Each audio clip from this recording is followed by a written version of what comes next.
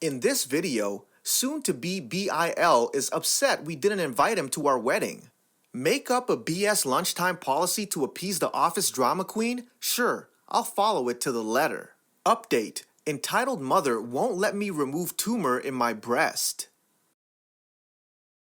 Soon-to-be BIL is upset we didn't invite him to our wedding.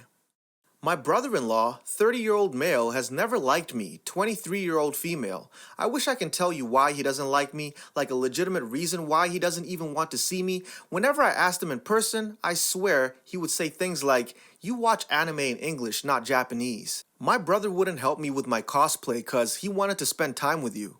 I swear to God, those were his exact words. I'm not lying, trust me, I wish I was lying. I always assumed this was just a bit of jealousy, but this has gone on for 7 years and I'm starting to think it's really toxic. For some context, soon-to-be BIL lives with his parents and has never gotten a real job before. He claims he's an artist and that he draws manga, which is respectable, but he doesn't earn money doing this. He tells everyone around him that I'm a problem in his family, that I stole money and action figures from him. I never did none of that. It has been proven multiple times that he lied about me stealing his things and that he has lied about my friend stealing money from his wallet. Coincidentally, a friend of fiance who came over for lunch at his parents' house.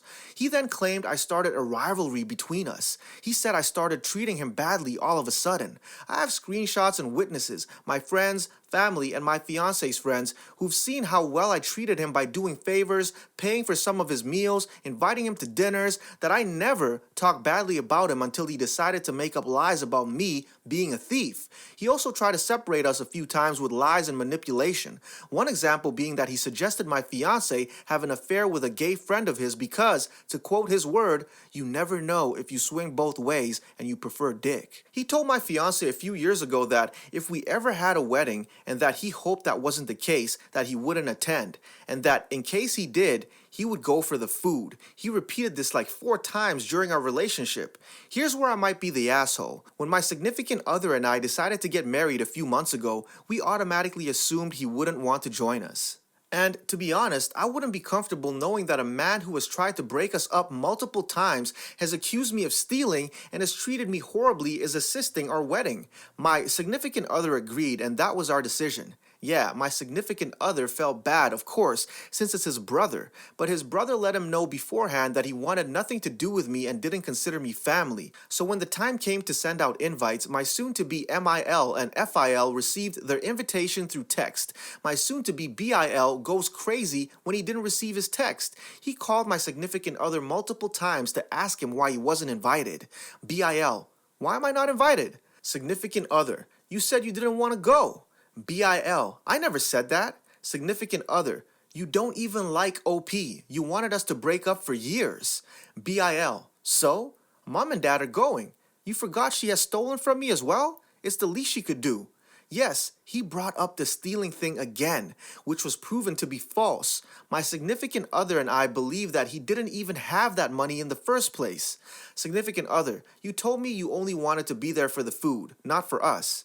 BIL: and? Significant other: it's our wedding. We want people to support us, and you don't even like her.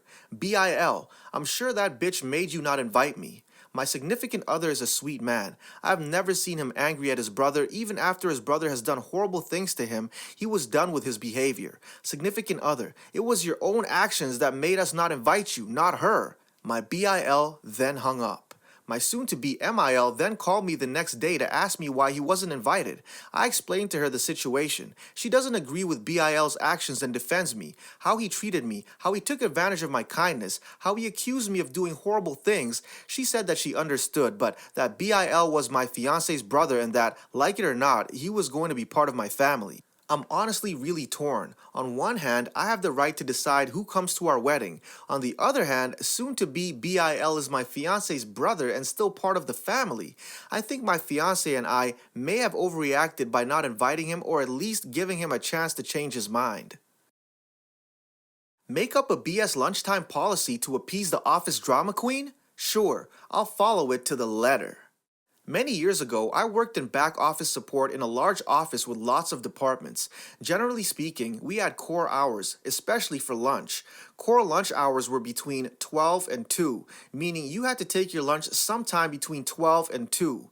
Different departments had different rules for lunch depending on their needs. For example, the call center had a strict rota for when people could take their lunch since they needed constant phone cover. However, I was in back office support. Things were a lot more relaxed because we rarely took phone calls. Most of our work came in the form of tickets and logged through our system and emails from other departments with general queries. The only requirement was that at least one manager and two members of staff had to be there at all times in case a colleague from another department needed to see us or, in an emergency, call us. So generally, we could take our lunch anytime we wanted as long as it was between 12 and 2. There was no policy telling us when to take our lunch aside from the one I already mentioned. I would always take my lunch at 12:28. The reason was I actually wanted to take it at 12:30, but one of our call centers was the floor above us, and they stampeded down the stairs at 12:30. I had been in an accident some years ago that gave me issues with my back and hips, so I could be a little unsteady on the stairs, so I left at 12:28 so I could avoid the call center stampede. I suppose I could have gone at 12, but the staff canteen was never set up and never had food ready at 12, hence why I left at 12:28. Now, I always restarted work at exactly 1:28, sometimes a few minutes earlier. An hour was far too long for me, so I was often back at my desk nursing a coffee while scrolling through my phone, which we were allowed to do as long as we were on break, by around 1 p.m. as well. However, if a colleague came to me and asked for help, I always helped and just added the time I was helping them to my lunch. So if I spent 10 minutes helping a colleague, I'd come back at 1:38. All this would be logged in our timesheet. I wasn't doing anything outside of policy. We were allowed to do this. Anyway, one of my colleagues had obviously noticed. Let's call her Mindy. Mindy considered herself the queen bee of the office. Everything had to be done her way. She was perfect, and she always tattled on people for petty stuff. Like that one of our colleagues used too many staples, or that colleagues were literally a few minutes late, or took too many pee breaks. She literally had a tally of how many drinks and pee breaks everyone took so she could tattle. She even once tried to tattle and say one of my colleagues came in drunk and she could smell it on her breath.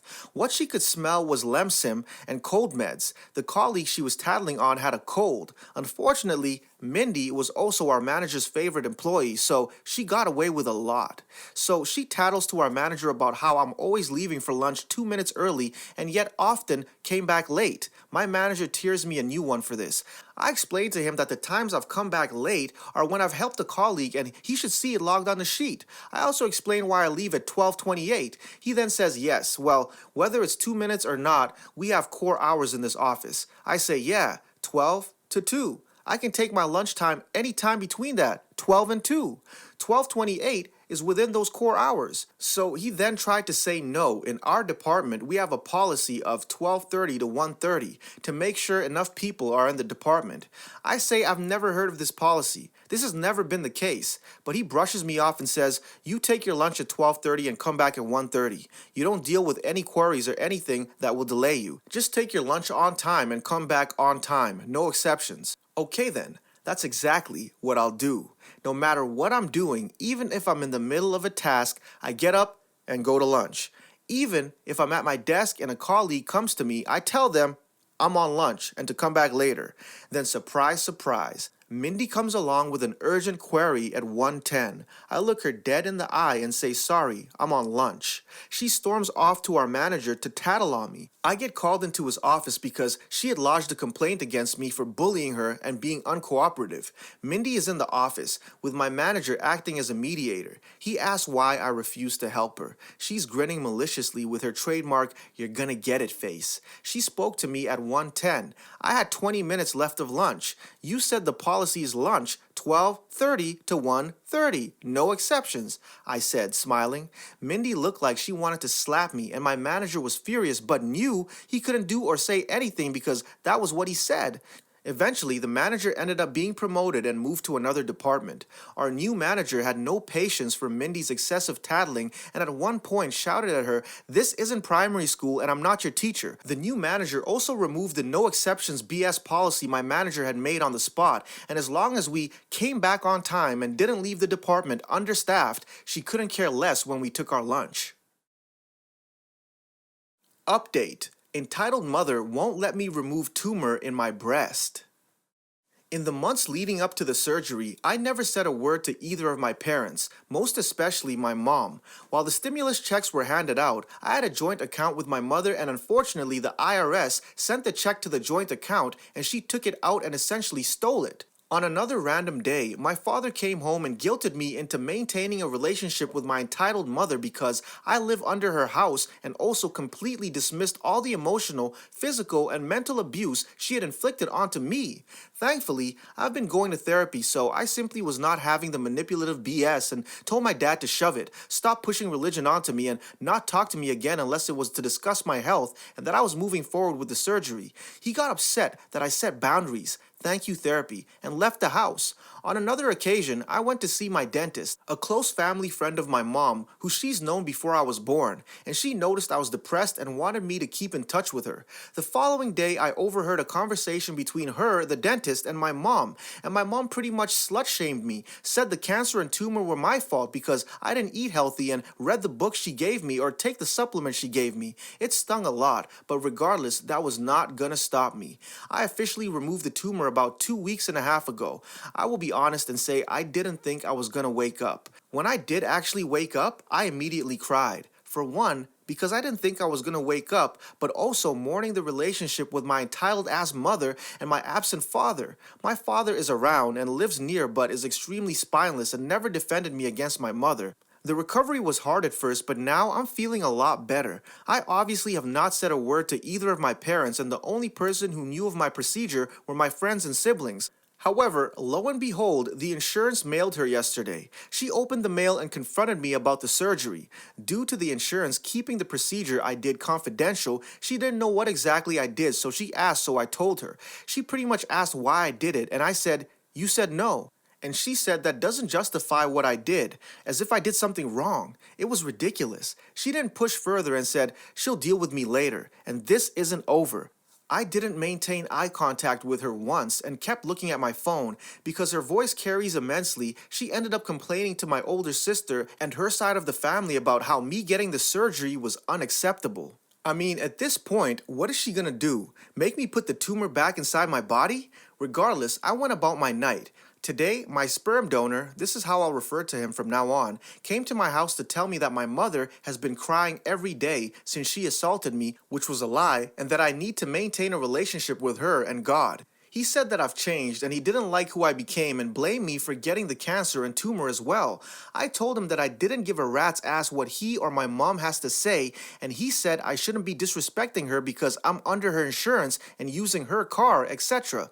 So this is where I'm putting my foot down. I'm starting to pack my belongings. I'm packing everything and ditching the things I don't need. Dropping my stuff off at a hotel, ditching the car that I've been paying for, mind you, ditching literally anything she has paid for, and I'm going to attempt to remove myself from all the bills she's paid for so she can't medically, religiously, financially manipulate me any longer. I'm not gonna risk her assaulting me again, and I'm putting myself first. I've blocked all of her side of the family's numbers, my parents as well. I've started crowdfunding too, just to get me off my feet, because thanks to COVID, I was laid off both my jobs, but I also have to watch my health since I'm immunocompromised. Overall, I'm not even an ounce ashamed of me getting the procedure. I'm so happy I performed it, and I'm happy I'm finally cutting all of them out of my life. I'll never give anyone the right to decide what I do for my health, my body, my money, etc.